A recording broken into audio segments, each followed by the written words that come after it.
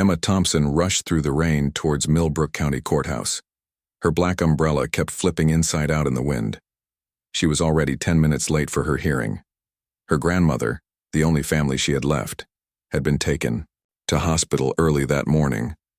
Emma had parked quickly and run to be by her side. Now she faced a parking ticket and a court appearance. She couldn't afford any fine right now. The hospital bills were piling up, and her teaching salary barely covered her small flat's rent. Emma smoothed down her simple dress as she entered courtroom 3. Judge Richard Blackwell sat high on his bench, looking down at his papers. Everyone in town knew about Judge Blackwell.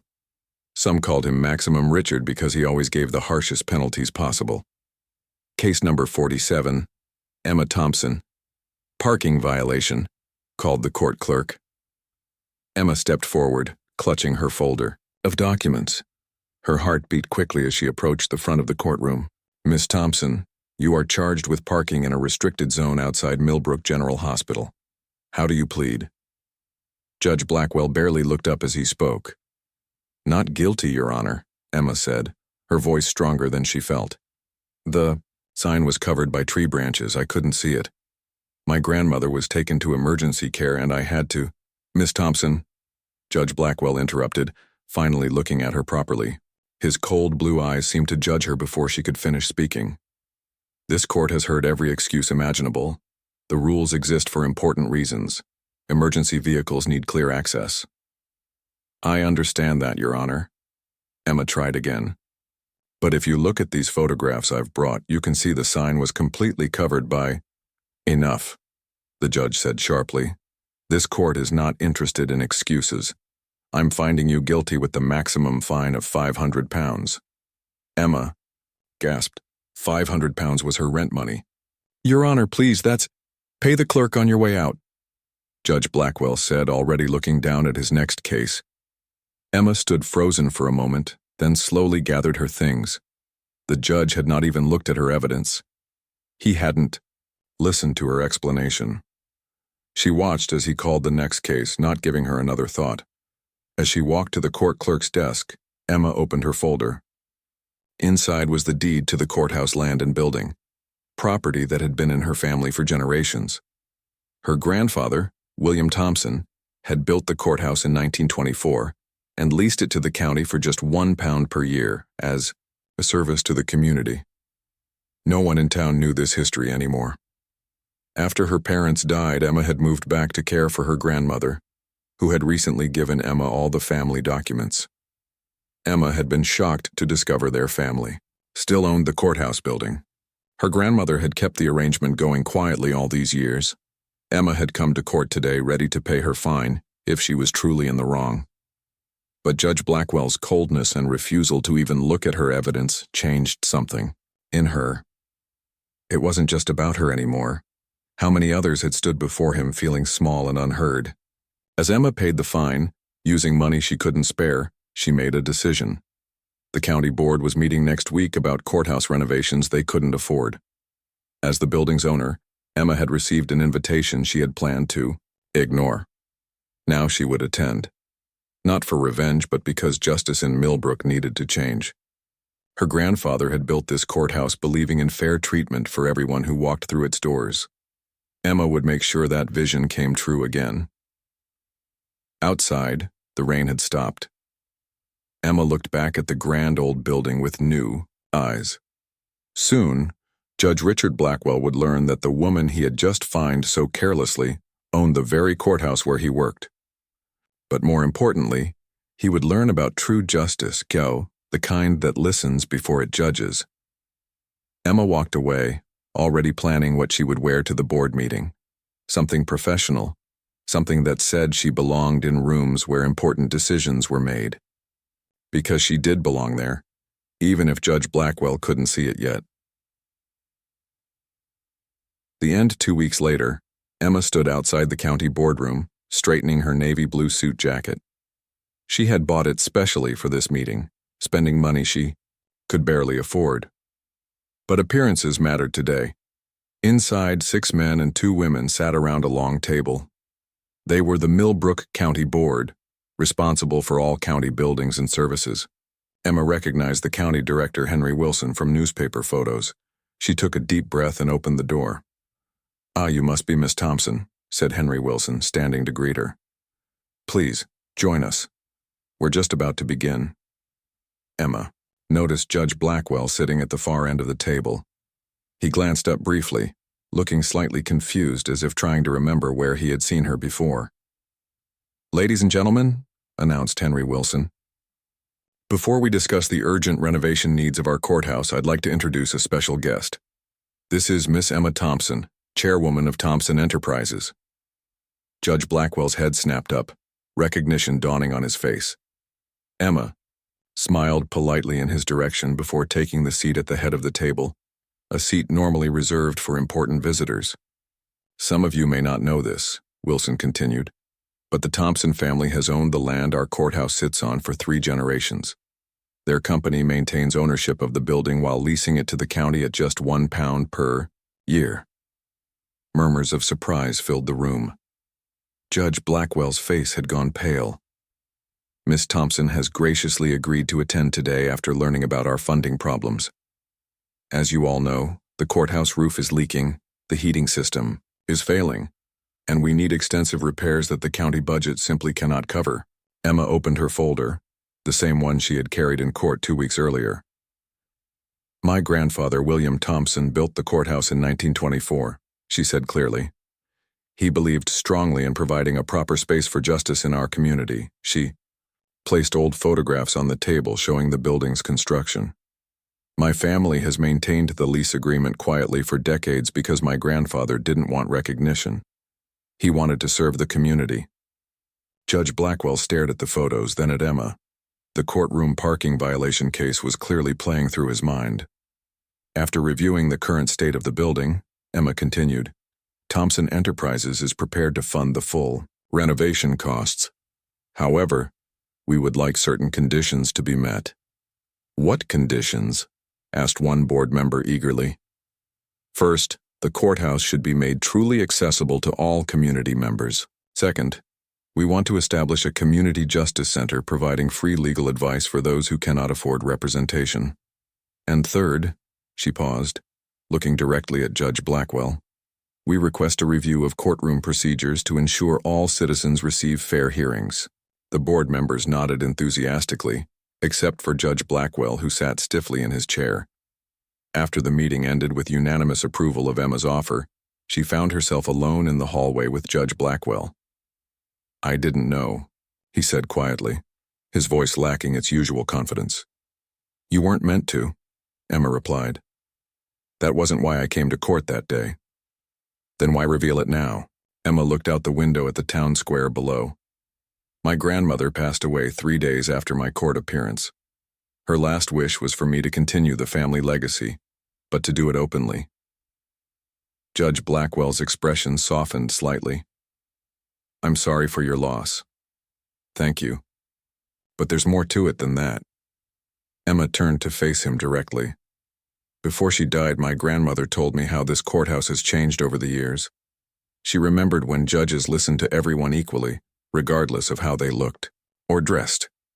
The judge shifted uncomfortably. "Times have changed. The volume of cases—" "Justice shouldn't change, Judge Blackwell," Emma interrupted gently. "Every person deserves to be heard, even if only for a few minutes." As they stood in silence, the weight of her words hung between them. Through the window, they could see workers already setting up scaffolding for the renovation. "The board meeting. Tomorrow we'll discuss the changes in more detail," Emma said, gathering her things. "I hope you'll attend with an open mind." Judge Blackwell watched her walk away, the realization slowly sinking in that the woman he had dismissed so easily now held the future of his courthouse in her hands. But something told him Emma Thompson wanted more than power or revenge. She wanted something much harder to give. Real change. The end. The following morning, Emma arrived at her small office above the town bookshop. Thompson Enterprises wasn't a big company. Mostly it managed the few properties her family still owned. She was surprised to find Judge Richard Blackwell waiting outside her door. He looked different without his black robes. Older. tired. There were dark circles under his eyes. "Miss Thompson," he said, standing straighter when he saw her. "I hope I'm not disturbing you." Emma unlocked her office door. "This is unexpected, Judge Blackwell." "I couldn't sleep last night," he admitted, following her inside. The small office was neat but simple, with her grandmother's old desk and filing cabinets along one wall. "I've been reviewing my cases." He placed a thick folder on her desk. "After our conversation yesterday, I pulled records from the past 6 months. You were right." Emma sat down, opening the folder. Inside were court records showing clear patterns. Poorer defendants received harsher penalties than wealthy ones for identical offenses. Young men with certain appearances or from certain parts of town were given maximum fines while others got warnings. "I've always prided myself on following the law exactly," Judge Blackwell said, his voice lower than usual. "I never thought I was being unfair." Emma looked up at him. "Sometimes the biggest injustices happen when we don't question our own thinking." The judge nodded slowly. "I've prepared my resignation letter." He pulled an envelope from his jacket pocket and placed it on her desk.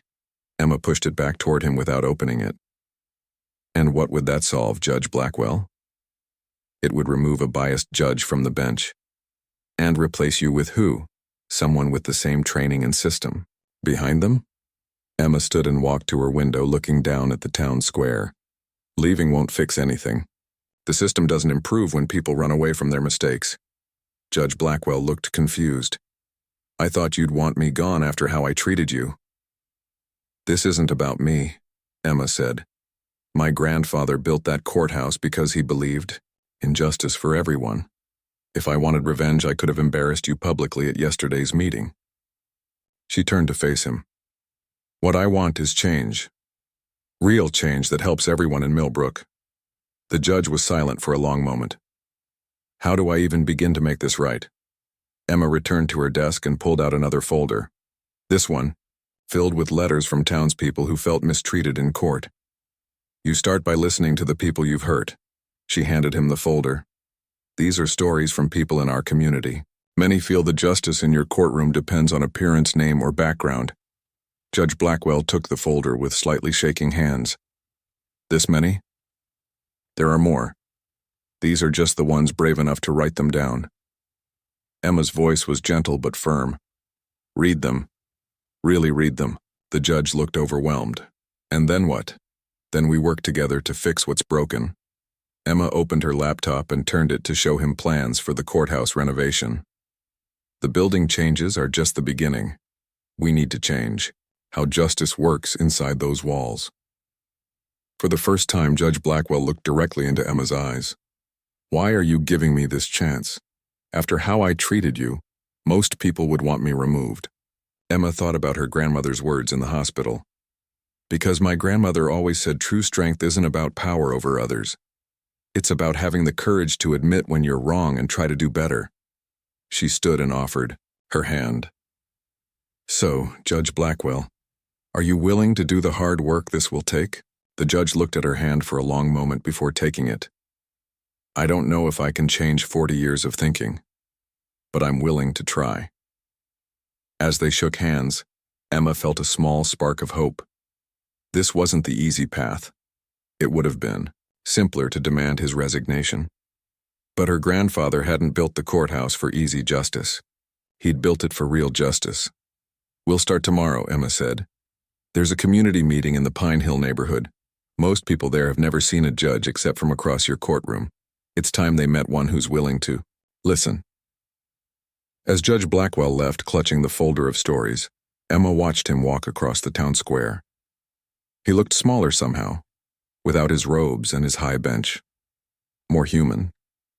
And maybe that was exactly what Millbrook needed. Not perfect justice, but human justice. The end over. The next 3 months, Millbrook saw changes that surprised everyone. The courthouse renovation had begun, with workers fixing the leaking roof and updating the old heating system. But the most surprising changes were happening inside the courthouse. Judge Richard Blackwell now sat at a lower bench. The high platform that once made him tower over everyone had been removed. He also started a new practice of coming down from the bench to speak directly with people when appropriate. Emma had kept her word. She brought Judge Blackwell to community meetings in parts of town he had never visited before. At first, people were angry to see him. They shouted and told stories of unfair treatment. The judge just listened, writing things down in a small notebook. "I never thought I'd see Judge Maximum Richard in Pine Hill," whispered an older man to Emma during one meeting. "He gave my grandson the highest fine for a first offense. The boy had to drop out of college to pay it." Emma watched as Judge Blackwell approached the man after the meeting. They talked quietly for 20 minutes. By the end, the judge was writing something down and the man was nodding. The following week, Emma sat in the courtroom as Judge Blackwell announced a new program. "This court recognizes that justice must be fair and equal for all citizens," he said to the surprised faces before him. "Therefore, we are reviewing past cases where penalties may have been excessive." Emma saw the older man from Pine Hill in the back row, smiling as his grandson's name was called. The fine was reduced, and a payment plan was arranged so the young man could return to his studies. Not everyone was happy with the changes. Some of the other judges complained that Blackwell was becoming soft. The court clerk had to work extra hours to help review old cases. "You're making enemies," Emma warned him one evening as they walked through the half-renovated courthouse. "I've made plenty of enemies over the years by being hard," Judge Blackwell replied. "I think I can handle making a few by being fair." They stopped in front of a wall where workers had removed old paneling, revealing a faded mural underneath. The painting showed people of all kinds gathering at the courthouse with the words, "Equal justice for all," written above them. "My grandfather commissioned this mural when the courthouse was built," Emma said softly. "It was covered up in the 1950s when they modernized the building." Judge Blackwell studied the faces in the painting. "We'll restore it," he said. "It should never have been hidden." The next day, Emma visited her grandmother's grave bringing fresh flowers. "You were right about the courthouse," she said quietly. "Change is happening, but slowly." When she returned to her office, she found a package waiting for her. Inside was an old framed photograph showing her grandfather shaking hands with a much younger man in front of the newly built courthouse. A note was attached. "Found this in the courthouse archives. Thought you should have it. The young man with your grandfather is my father, James Blackwell, who was town mayor when the courthouse was built. It seems our family's histories are more connected than I knew. Richard Blackwell." Emma stared at the photograph, seeing the proud faces of both men as they stood before the new building. How had their vision of justice gotten lost over the years? That evening, she attended a training session Judge Blackwell had organized for all courthouse staff. Everyone from judges to security guards was learning about bias and fair treatment. "The true purpose of a court is not to punish," Judge Blackwell was saying as Emma slipped into the back row. "It's to restore what has been broken, in our laws, in our community, and in our understanding of each other." Emma noticed how different he looked now. The stern face that had dismissed her so quickly months ago was gone. In its place was something she hadn't expected to see: humility. After the session, Emma showed him the photograph. "Our families built this courthouse together," she said, "and now we're rebuilding what it stands for." Outside, autumn leaves fell around the courthouse's scaffolding rose higher. The building, once a place many feared, was slowly becoming what Emma's grandfather had intended, a place where everyone stood equal before the law. As Emma walked home that evening, she passed two women talking outside the grocery store. "Did you hear about Judge Blackwell?" one said. "He reduced my brother's fine and helped him find a job program instead of jail time." "The same Judge Blackwell who never showed mercy to anyone?" the other asked in disbelief. "People can change," the first woman replied. "Sometimes they just need someone to show them how." Emma smiled as she continued walking. Change was happening. In Millbrook, one case at a time. The end 6 months after Emma's court appearance, the renovated Millbrook County Courthouse reopened. The building looked almost new, with its clean stone walls and repaired clock tower. But the most important changes were inside. A new plaque hung in the entrance hall. "Equal justice under law," in memory of William Thompson, 1898-1974. Beside, it was the restored mural showing people from all walks of life gathering at the courthouse. The words "Equal Justice for All" now shown in bright gold letters. Emma arrived early on opening day, wearing a simple blue dress. She watched quietly as people began to fill the entrance hall. Many stopped to look at the photographs showing the courthouse's history, including one of her grandfather and Judge Blackwell's father shaking hands. "Quite a change from 6 months ago," said a voice behind her. Judge Richard Blackwell stood there, not in his usual black robes but in a regular suit. Emma nodded. "I think grandfather would be proud, not just of the building, but of what's happening inside it."